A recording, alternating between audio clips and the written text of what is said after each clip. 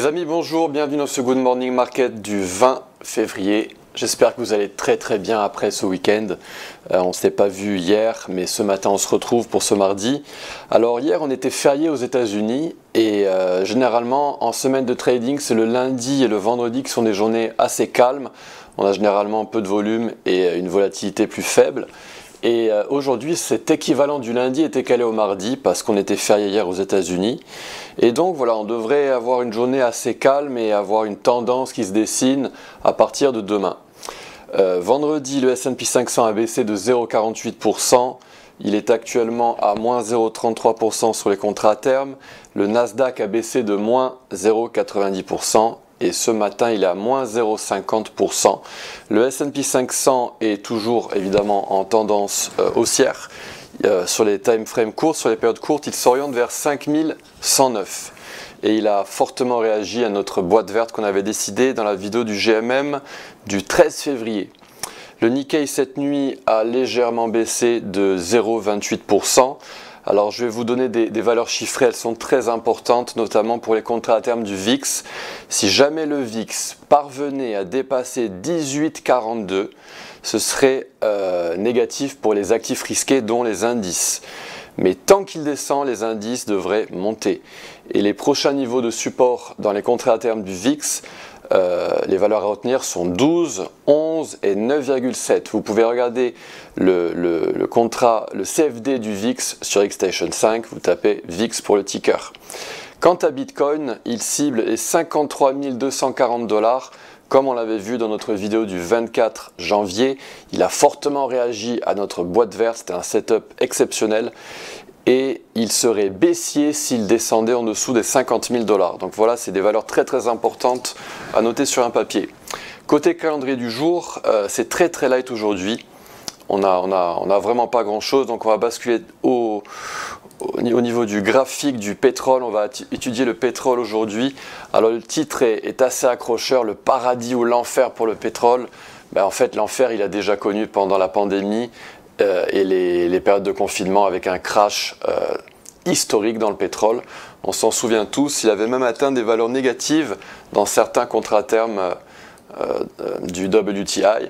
Donc, comme vous le savez sans doute, je trace des mouvements mesurés, j'utilise énormément Fibonacci et donc ici, on a sur le très long terme, on est en mensuel, une boîte verte ici située entre 75,30 et 62 $ environ.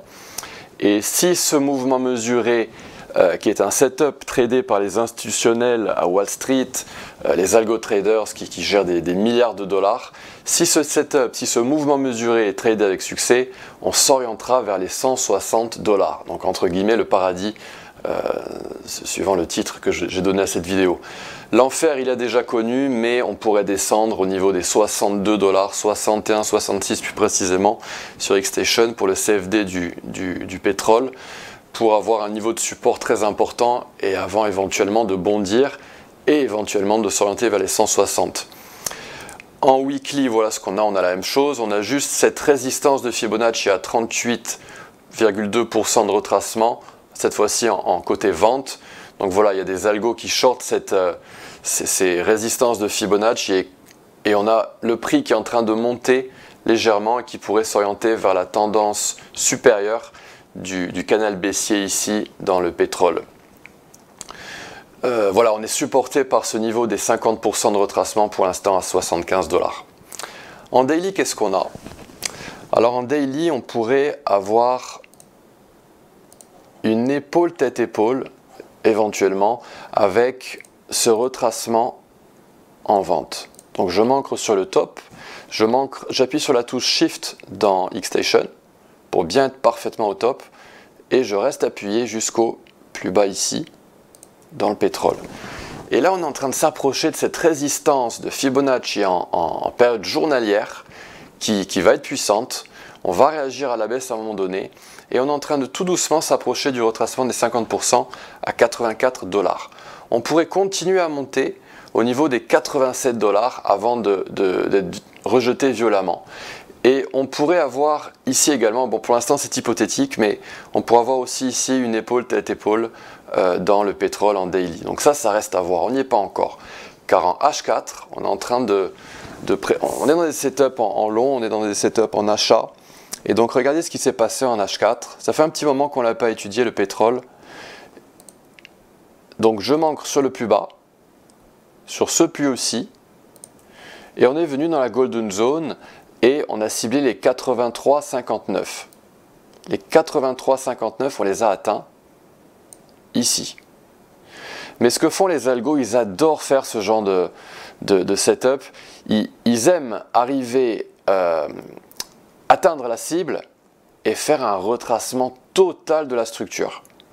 Et donc ça, je vous en parlerai dans des vidéos éducatives. Ça s'appelle un basic move, hein, en anglais, un mouvement basique. Et donc on est venu faire un retracement total de la structure. On a atteint la golden zone pile poil. Et hop, on est reparti à la hausse. Et on cible les 86,19.